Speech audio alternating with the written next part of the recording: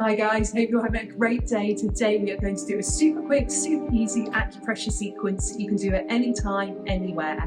So clean hands, you're just simply pressing here, deep breath.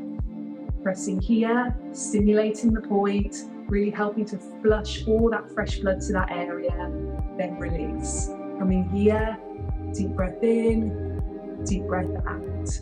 Come underneath your eyes, deep breath in, deep breath out. Coming here, very good for releasing the sinuses, helping the cheek area to glow. Releasing and just coming into the apple of the cheeks again, excellent for helping this area glow.